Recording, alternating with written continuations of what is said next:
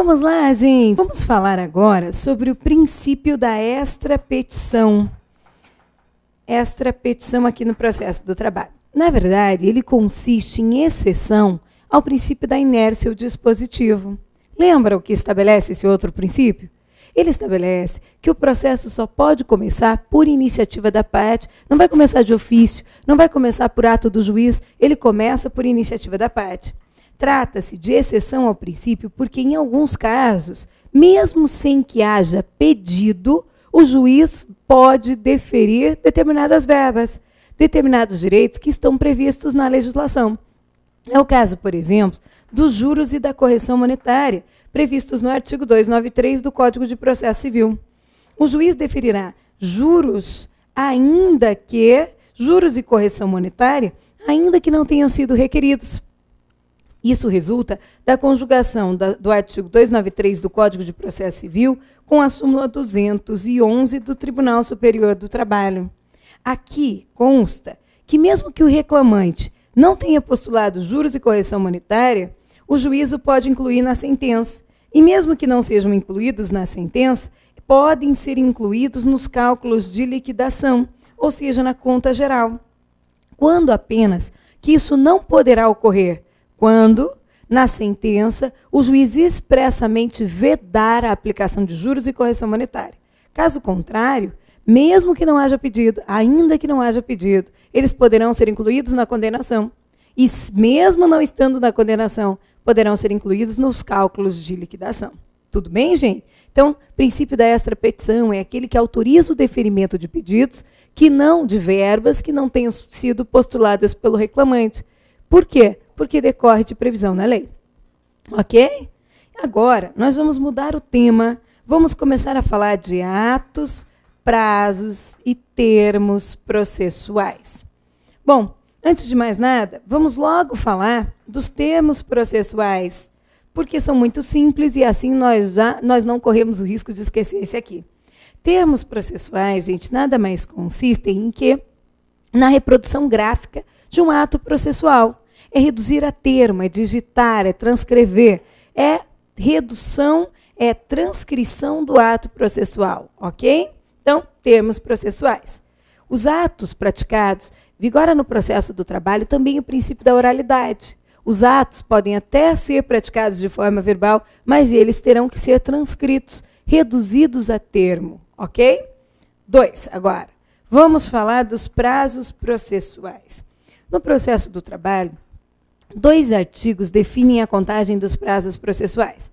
O primeiro é o 775 da CLT e o outro é o 774 da CLT. 774 e 775, ambos da CLT. Eles vão estabelecer que os prazos contam-se com. Como que é feita essa contagem?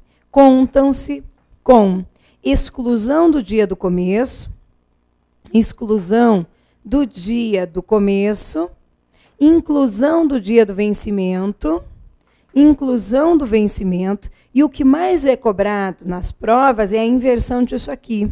Ele coloca que ocorre a exclusão do dia do vencimento e a inclusão do dia do começo, e ao contrário, eu excluo o dia do começo. Qual é o dia do começo? É o dia da intimação ou da notificação. Eu excluo o dia do começo e incluo o dia do vencimento. Os prazos são contínuos e irreleváveis. Fique atento, porque às vezes o examinador só tira esse ri e coloca releváveis e isso já torna a alternativa incorreta. São contínuos e irreleváveis. Os prazos, gente, prorrogam-se. E é comum que o examinador coloque numa alternativa que eles são improrrogáveis. Eles prorrogam-se a critério do juiz ou tribunal, pelo tempo estritamente necessário, ou ainda por motivo de força maior devidamente comprovado nos autos. Prorrogam-se. Os prazos também, de acordo com o artigo 775 da CLT, terminarão no primeiro dia útil subsequente. Primeiro dia útil subsequente, quando? Quando o último dia recair, último dia do prazo, recair em sábados, domingos ou feriados. Sábados, domingos ou em dias de feriado aqui. Aí os prazos serão prorrogáveis, prorrogam-se para o próximo dia útil subsequente, ok? Então, atenção, eu já vou mostrar para você um exemplo de como nós faremos a contagem dos prazos. Nos últimos concursos do TRT da 5ª região e da 15ª região, realizados pela FCC, foram várias as questões pedindo que você apontasse qual era o último dia do prazo, querendo que você exercitasse isso aqui. Como? Que exercitasse que os prazos contam-se com exclusão do dia do começo, inclusão do dia do vencimento, que eles são contínuos e irreleváveis, o que significa que, uma vez iniciada a contagem, ela não paralisa-se por conta de sábado, de domingo, de feriado. Não. E que eles prorrogam-se a critério do juiz ou do tribunal, ou por motivo de força maior, e que ainda prorrogam-se, terminarão no primeiro dia útil subsequente, quando recaírem em sábados, domingos ou feriados. Bom, ainda com relação aos prazos processuais, é muito importante para a gente a súmula 262 do TST. Esta, que no item 1, estabelece que os prazos que, quando a intimação ocorrer no sábado, olha só, se ela ocorrer no sábado, ela tem-se por realizada no primeiro dia útil seguinte. Então, vamos imaginar que segunda-feira foi um dia útil. É como se a intimação tivesse ocorrido aqui, nessa segunda. E assim, o início do prazo será na terça-feira. Por quê? Porque eu excluo o dia do começo, que é o dia da intimação, e começo a contar a partir do primeiro dia útil subsequente. Então, se a intimação ocorrer no sábado, é como se ela tivesse sido realizada na segunda, se for dia útil, e o início do prazo no próximo dia útil, no dia útil subsequente. Ok? No item 2, essa súmula diz que o recesso forense e também as férias coletivas, recesso forense, que vai do dia 20 de dezembro a 6 de janeiro, 20 de dezembro a 6 de janeiro, e as férias coletivas dos ministros do TST suspendem os prazos recursais. Suspendem os prazos recursais. O que isso significa? Significa, gente, que uma vez iniciado o recesso forense, é como se eu tivesse uma linha e segurasse essa linha. Ela suspende o prazo recursal. Quando termina a causa suspensiva, você solta essa linha, reinicia a contagem do prazo. Ok? Agora sim, é possível que nós passemos a um exemplo. Vamos imaginar que no dia 18 de dezembro, essa que já foi questão de prova, no dia 18 de dezembro, nós fomos intimados da sentença. Bom, nós sabemos que da sentença cabe recurso ordinário no prazo de 8 dias. O examinador nos disse que o dia 19 de dezembro foi um dia útil. Então, eu contei o prazo, excluindo o dia da intimação, a partir do primeiro dia útil seguinte. Bom, primeiro dia útil foi dia 19/12, primeiro dia do prazo. Já no dia seguinte, 20 de dezembro, de dia 20 de dezembro a 6 de janeiro, iniciou o recesso forense. Recesso forense. Aqui. Como é que ficam os prazos recursais? Suspensos. Suspensos. Quando termina a causa suspensiva, no dia 6/1, a partir do dia seguinte, o prazo volta a correr pelo que lhe resta. O importante é você colocar o dia da semana. Muita gente erra a questão de prova por falta dele. Então, olha só. Dia 7/1. 7/1, o examinador nos disse, era uma segunda-feira. Era, então, o segundo dia do nosso prazo. Terça-feira, dia 8/1, é o terceiro dia do prazo. Quarta-feira, dia 9/1, é o quarto dia do prazo. Quinta-feira, dia 10/1, é o quinto dia do prazo. Sexta-feira, dia 11/1, é o sexto dia do prazo. Não para, porque vem o sábado. Sexta-feira, dia 11/1, sexto dia.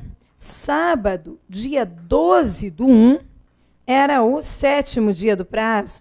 Domingo, dia 13/1, era o oitavo dia do prazo. Observe, o último dia do prazo, o oitavo dia, recaiu em domingo. Logo, O último dia do prazo é dia 14/1, que é a segunda-feira, o primeiro dia útil subsequente. O grande problema de questões como essa na prova é que a maior parte das pessoas vai fazer isso aqui, ó. Não vai considerar o dia da semana. Então, quem fizer isso, quem fez isso na prova, entendeu que o último dia do prazo era o dia 13/1, o 8º dia do prazo. E aí, marcou esta como a data final. E aí, então, com certeza, na saída da prova, se deparou com um espírito sem luz que disse, viu? Você viu que o último dia do prazo, que o dia 13/1 era um domingo, logo o prazo prorroga-se para o próximo dia útil subsequente? Aí só restava lamentar, não tinha mais o que fazer. Tá vendo? A dica é sempre coloque os dias da semana no seu esquema. Não tente fazer de cabeça, faça no cantinho da prova, sempre, ok? Ótimo. Perceba que nós contamos o prazo excluindo o dia da intimação, que teve o recesso forense, que o prazo é contínuo e irrelevável, não parou por causa de sábado ou de domingo, e que ele terminará no primeiro dia útil subsequente, quando terminar em sábado, domingo ou feriado. Tranquilo até aqui? Vamos, gente. Vamos em frente. Outro ponto importante, quando nós falamos de prazos recursais, de prazos processuais, é o prazo para a Fazenda e para o Ministério Público do Trabalho. Artigo 188 do Código de Processo Civil e o artigo 1º do Decreto-Lei 779 de 69. O que acontece aqui?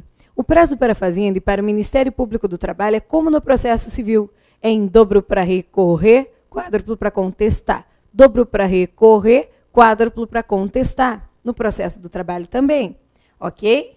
Diferente, aí quando a gente fala em prazo em dobro para recorrer, em regra, os recursos no processo do trabalho têm um prazo de 8 dias. Para a Fazenda, dobro para recorrer, 16 dias. Os embargos de declaração apenas, que tem prazo de 5 dias. Para a Fazenda recorrer, 10 dias. Dobro para recorrer, quádruplo para contestar. E para contestar? Para contestar, o prazo é em quádruplo. Só que a contestação é apresentada em audiência no processo do trabalho. Neste momento, você vai guardar que para Fazenda o prazo é em dobro para recorrer, em quádruplo para contestar, e quando nós estivermos estudando as audiências no processo do trabalho, aí sim nós vamos entender melhor o que é esse prazo para a Fazenda, prometo a vocês, vai ficar mais fácil. Bom, e também uma coisa que nós já vimos, que é o OJ 310 da SDI 1 do Tribunal Superior do Trabalho, mas que diz respeito a prazos, por isso voltaremos a falar. Litisconsortes com procuradores diferentes tem ou não tem prazo em dobro no processo do trabalho? Não tem. Cuidado, então. Litisconsortes com procuradores diferentes não tem prazo em dobro no processo do trabalho. Não se aplica o artigo 191 do Código de Processo Civil, ele é incompatível com o princípio da celeridade que é inerente ao processo do trabalho. Tranquilo, gente? Também é importante o seguinte, uma vez implantado o processo judicial eletrônico, ele é regulamentado pela Resolução 94 do Conselho Superior da Justiça do Trabalho. E a contagem dos prazos, quando implantado o processo judicial eletrônico, se dá da seguinte forma. Vai ter um dia, que é o dia da disponibilização da comunicação, disponibilização da intimação, da notificação, intimação, notificação. Mas esta intimação, notificação, só considera-se realizada quando foi realizada a consulta. E o advogado tem o prazo de 10 dias corridos, 10 dias corridos para realizar a consulta a essa comunicação. Então, ele recebe um aviso de que há uma comunicação para ele, há uma intimação, uma notificação, e ele tem 10 dias para fazer essa consulta. Se ele fizer nos 10 dias, fez aqui no 5º dia a consulta, então o que vai acontecer? Este será o dia da intimação. Sendo assim, como que eu conto o prazo? Excluindo o dia da intimação e incluindo o dia do vencimento. A partir do 1º dia útil seguinte, ele começa a fazer a contagem do prazo. Em contrapartida, há aqui a disponibilização da comunicação. Disponibilização da comunicação. O advogado tinha 10 dias para fazer a consulta. Se ele não fizer, o que acontece? Bom, a contar da disponibilização, o primeiro dos 10 dias é o dia seguinte. Dia seguinte. O primeiro dos 10 dias é o dia seguinte ao da disponibilização, e isso cai na prova. Útil ou não. Útil ou não útil. Agora, se o 10º dia for um dia não útil, então a disponibilização vai considerar a intimação, considerar-se-á consumada no dia útil seguinte. Então, o 10º dia é o dia da consumação da intimação. O advogado tinha 10 dias corridos para fazer a consulta. Se não fizer, tranquilo. No 10º dia será considerada consumada a intimação. Quer dizer que ocorreu a intimação. Só que esse 10º dia tem que ser útil. Caso contrário, considera-se consumada a intimação no primeiro dia útil subsequente. Agora, consumada essa intimação no 10º dia ou no primeiro dia útil subsequente, este é o dia da intimação. Como que eu conto o prazo? Excluindo o dia da intimação, incluindo o dia do vencimento, aqui no nosso processo do trabalho. Tudo bem? Então, cuidado com o processo judicial eletrônico, ele é uma tendência nas nossas provas. O Tribunal Regional do Trabalho da 15ª Região, ele se fez presente, é uma tendência nas nossas provas, não deixe de considerá-lo, ok? Mais do que isso agora, vamos pegar aqui, estou procurando um quadro branco para trazer para você a nossa matéria, achei. E aí, olha só o que acontece. Quando nós falamos em prazos processuais, ainda é possível que caia uma questão versando sobre a interposição de recurso à prática de prazos processuais por fax, por facsímile ou por fax. O que acontece? Aplica-se a súmula 387 do TST. Mas devo dizer que, uma vez implantado o processo judicial eletrônico, não será mais admitido papel. E quando o recurso é interposto via fax, ele vai por fax, ele chega na justiça, a justiça pega o fax, tira uma cópia e junta no processo. Isso não vai mais acontecer. Não vai mais ter papel. Isso não vai mais existir. Não haverá mais a possibilidade de interposição de recurso por fax, nem por EDOC. Porque no EDOC também eu encaminho eletronicamente a petição, mas quando chega na justiça, a justiça imprime e junta no processo. Uma vez implantado o processo judicial eletrônico, esse será o único sistema admitido, no qual não há papel. Bom, mas enquanto ele não aconteceu, a implantação ainda não se deu completamente, é possível, inclusive, que o examinador pergunte sobre a interposição de recurso via fax. E aí, você pode interpor recurso via fax, volto a dizer, quando não implantado o processo judicial eletrônico, sabendo que deve apresentar os originais em 5 dias. Os originais devem ser apresentados aqui em 5 dias. Só que aí é que vem as perguntas de prova. Esses 5 dias são contados como? Em 5 dias contados. Aí vem do dia subsequente ao término. Aí o examinador vai te dar 2 possibilidades. Dia subsequente ao do envio do fax ou ao término do prazo processual. Dia subsequente ao término do prazo processual. Então, veja, imagine que você tenha um recurso.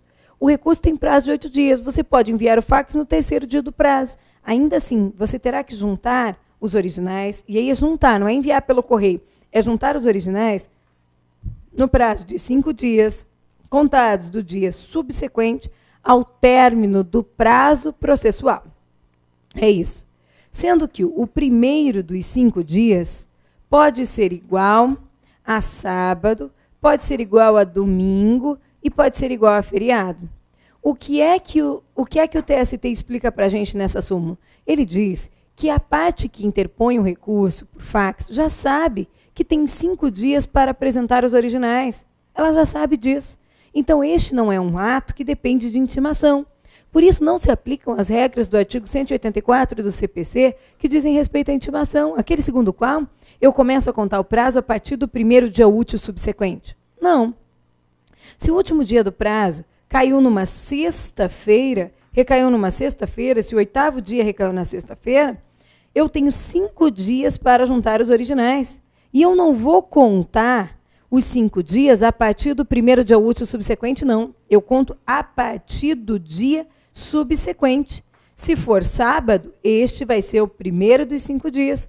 Porque eu não tomei ciência com a intimação que ocorreu na sexta, que eu tenho que apresentar os originais em 5 dias. Esse é um ato do qual eu já sabia que eu ia ter que praticar em 5 dias. Está vendo?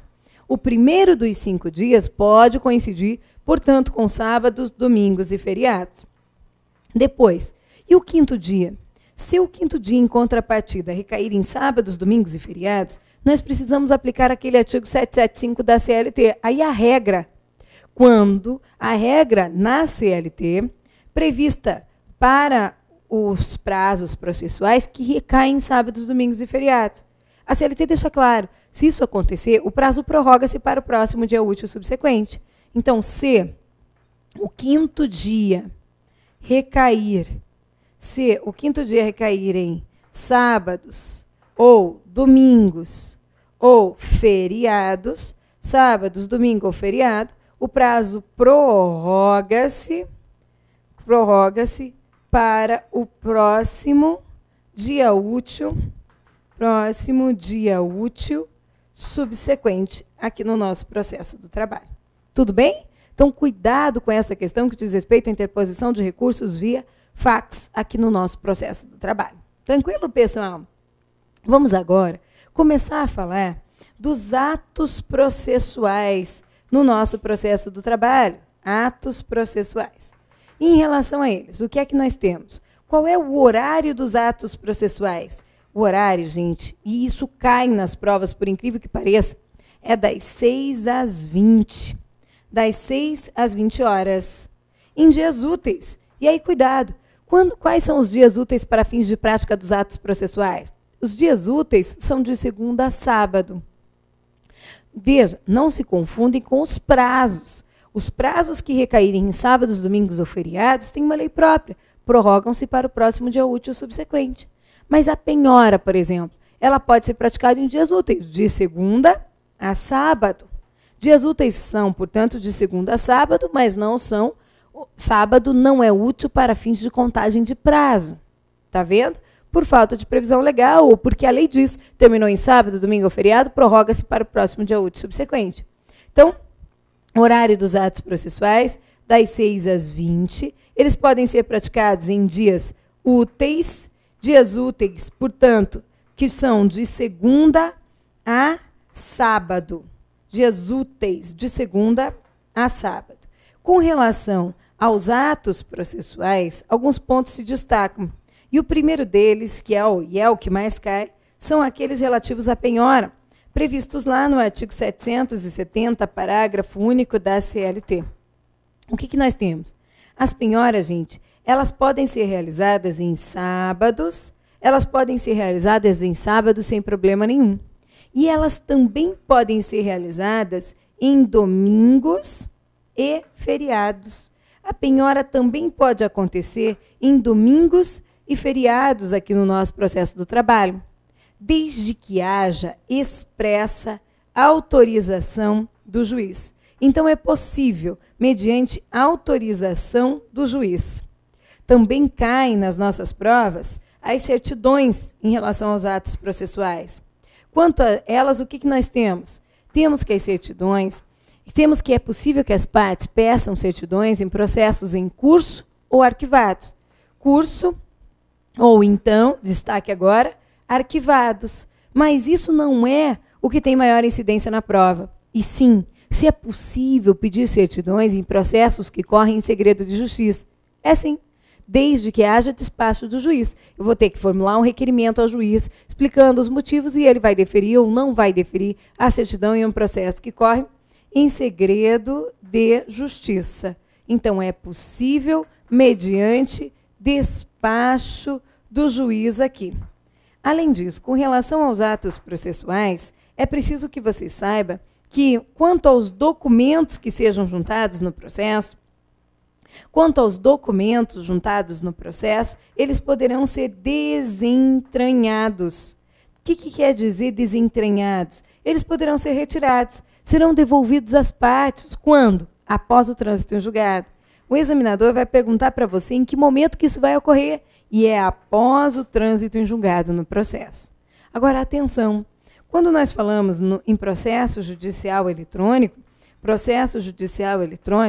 nós temos que saber que os documentos serão todos enviados eletronicamente. Mas há uma hipótese em que ainda poderemos juntar os documentos em papel, fisicamente. Quando? Quando for inviável tecnicamente a digitalização. Quando que isso vai acontecer? Em razão do volume de documentos, do volume que é excessivo, então nós temos volumes e volumes de documentos, como é que vamos digitalizar tudo isso? Ou então, também poderemos juntar os documentos em papel, quando? Quando eles forem ilegíveis. Só que, para isso, nós teremos o prazo de 10 dias para apresentá-los em secretaria.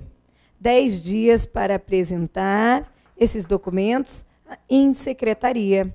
Mas 10 dias contados do quê? Contados do envio da petição comunicando o fato.